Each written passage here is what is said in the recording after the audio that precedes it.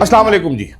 पता ये चला है कि सारी गलती मेरी है, आपकी है, अवाम की गलती है, हुक्मरानों की कोई गलती नहीं है।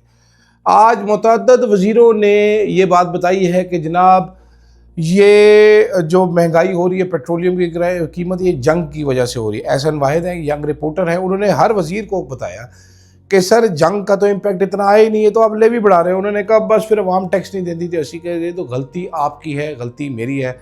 हम ही हड हराम हैं, हम ही काम चोर हैं, हम टैक्स नहीं देते, ये हमें पता चला है। दूसरी तरफ वज़ीर-ए-आज़म और सदर ज़रदारी की मुलाकात भी हुई है, तो रावलपिंडी में 144 भी नाफिज हो गई। लेकिन जो हैरानकुन खबर मेरे लिए एक और आई है, वो आई है जनाब वाला तहरीक इंसाफ की पार्लिमानी कमेटी की मीटिंग से, जहाँ पर अचकज़ई साहब ने वो किया जो तहरीक इंसाफ को करना चाहिए था, और तहरीक इंसाफ वाले क्या बेशर्मी करते रहे।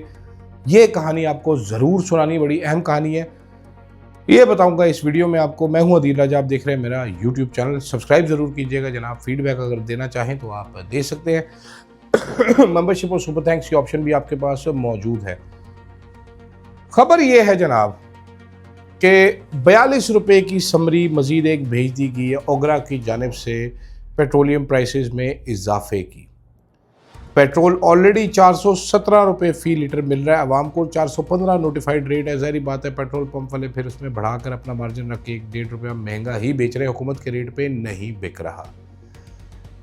415 रुपये पेट्रोल का रेट जो है वो ऑलरेडी इस आवाम के लिए नाकाबिले बर्दाश्त तो है ही। आवाम को जो हशर हुआ वो आप देख रहे हैं। बाइंग पावर बिल्कुल ख़त्म होकर रह गई है। मैं अक्सर देखता हूँ चीज़ें उस रेट पे बिक रही हैं जिस रेट पे होनी नहीं चाहिए, और लोग ख़रीदने के लिए तैयार नहीं है।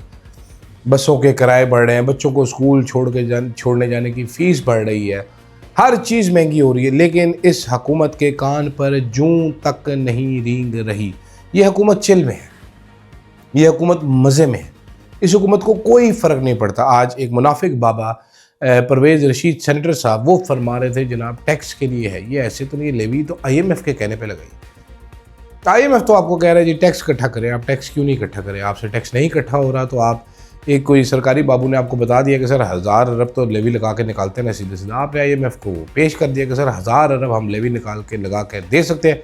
IMF ने कहा दें जी, तो चुनाचे आप शुरू हो गए दे दबा लेवी लगाने के लिए। मुझे किसी साहब ने, सुबह भी मैंने बताया था, दोबारा आपको बताना चाहता हूँ कि मुझे किसी साहब ने कहा यार इसमें शहबाज शरीफ का क्या कसूर है, जो करवा रहे हैं उनका कसूर है। अब उनको नाम लें तो फिर वो चुकने आ जाते हैं। लेकिन वाकई शहबाज शरीफ का क्या कसूर है? क्या शहबाज शरीफ अहल था वज़ीर आज़म बनने का? क्या नून लीग अहल थी हुकूमत में आने की? अब आप कहेंगे सियासी जमात है, अहल तो है। बिल्कुल अहल नहीं थी, बिल्कुल भी अहल नहीं थी।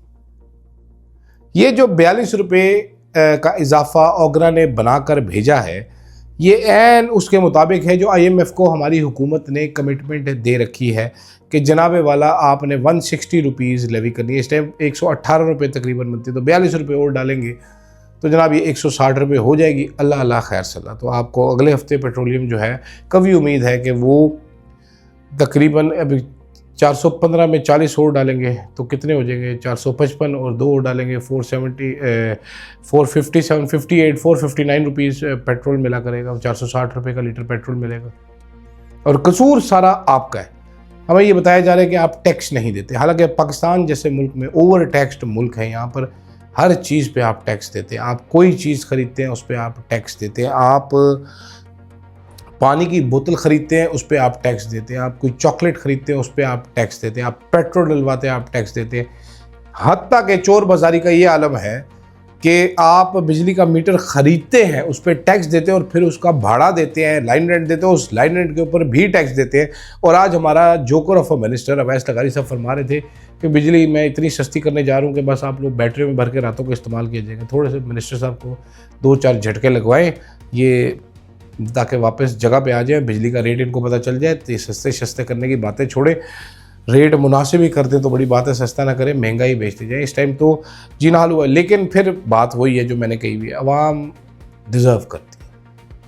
460 रुपीज़ नहीं सर, 1000 रुपया सीधा ही करें। इस अवाम को चित्र जितने मारे शहबाज शरीफ साहब, ये सर भरेंगे पैसे, आपके मौजें चलती रहेंगी सर। आप 25 करोड़ की रेंज रोवर ख़रीद लेना, आप नई गाड़ी कोई मंगवा लें बुलेट प्रूफ सर, आप कि गाड़ी चमचमाती रहे, आपका हेलीकॉप्टर उड़े, मरीम नवाज शरीफ का जहाज़ उड़े, ये कौम डिज़र्व करती है, लिहाजा कोई शिकवा नहीं करना चाहिए। दूसरी जानिब तहरीक इंसाफ वालों ने अब कल जाना है। सुहेल अफरीदी ने अपने 91 MPAs को लेकर अडयाला जेल के बाहर, रावलपिंडी में पहले ही दफ़ा 144 नाफिज हो चुकी है हसास मुकामात के गिर्द, क्योंकि हमारा हर मुकाम हसास होता है, हम एक हसास कौम है हर चीज़ पे हम हसास हो जाते हैं।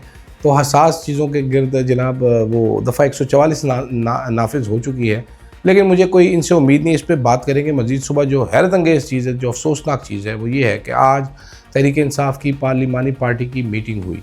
उस मीटिंग के अंदर आपको मालूम है कि तहरीक इंसाफ के अरकान क्या बहस करते रहे।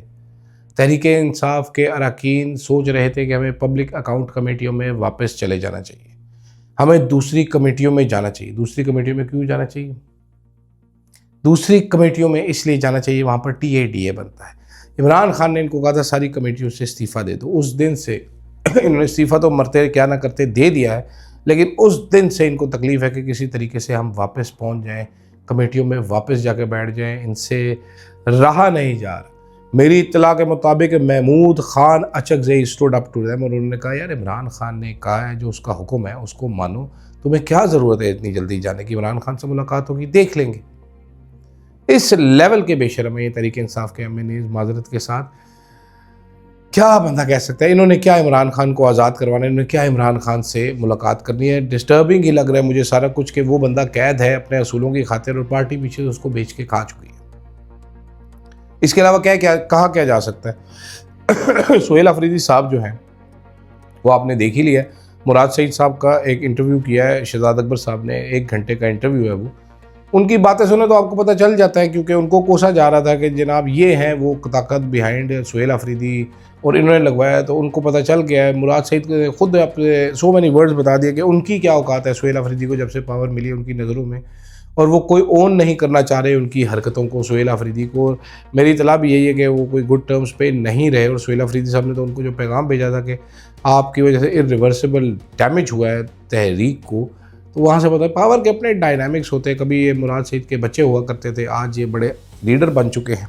आज इनके ऑप्टिक्स देखें आप, आज इनकी ड्रामेबाजियाँ आप देखें, तो उससे आपको नज़र आ जाएगा। तो कोई उम्मीद ना रखी जाए, लेकिन हैरान कुन है ये सारा कुछ मेरे लिए, ख़ास तौर पे तहरीक इंसाफ के जो कारकुनान हैं उनका ये जो क्या उसका नाम है वो है, ये फ्रॉड कमेटी। होना ये चाहिए था कि इनको कंटेम्पलेट करना चाहिए था, इनको सोचना चाहिए था कि हम अगर इस्तीफ़े दे दें असेंबलियों से तो कैसा रहेगा, लेकिन नहीं, इस्तीफ़े नहीं देंगे। ये छितर खाएंगे, 100 गंडे भी खाएंगे, 100 छितर भी खाएंगे, और इनसे मेरा नहीं ख्याल कि अब कोई उम्मीद होनी चाहिए कि ये इमरान खान को रिहा करवा सकेंगे किसी भी सूरत में।